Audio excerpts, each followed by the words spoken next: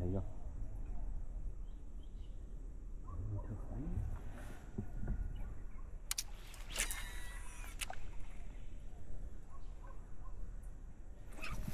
Rồi, báo cá. Mày báo cá rồi anh em ơi. Ôi giời.